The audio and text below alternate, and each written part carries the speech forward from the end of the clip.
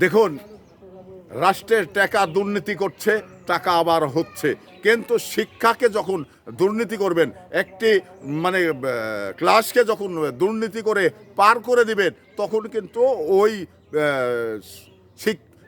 মানে শিক্ষিকা এবং মানে শিক্ষকরা যখন দুর্নীতি করে এটা পার করে দেবেন, তখন কিন্তু শিক্ষার্থীরা ওই বছরটা মানে ওই সাবজেক্টটা ওই ক্লাসটা তারা কিন্তু দুর্নীতির ভিতরে পড়ে গেল।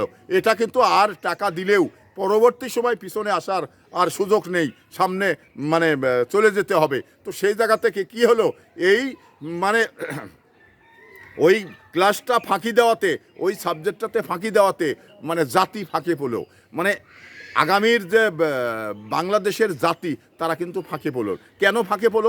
কারণ ওই ছাত্রটা হয়তোবা শিক্ষক হবে, নয়তোবা মানে সচিব হবে, নয়তোবা অন্যান্য চাকরি হবে। তো তখন এই যে দুর্নীতি করে যে ওই সাবজেক্টে ওই পাশ করা হলো, তখন কিন্তু ওই শিক্ষকটা যখন শিক্ষা দিতে যাবেন, তখন ঠিক ওই সাবজেক্টে আবারও দুর্নীতি করে তাকে পার করে দিতে হবে। নাইলে তো উনি জানেন না, উনিই তো ফাঁকি দিয়ে ওই সাবজেক্টে উইনার হয়েছেন, তো তাহলে ওই সাবজেক্টে শিক্ষা দিতে হলে উনি তো জানবেন না, তাহলে ওনাকেও আবার দুর্নীতি করে পার করে দিতে হবে। তো এই জন্যেই আপনার টাকা যদি দুর্নীতি হয় পরবর্তী সময় হয়, কিন্তু শিক্ষার দুর্নীতি হলে আর পিছনে ফিরে আসা যায় না।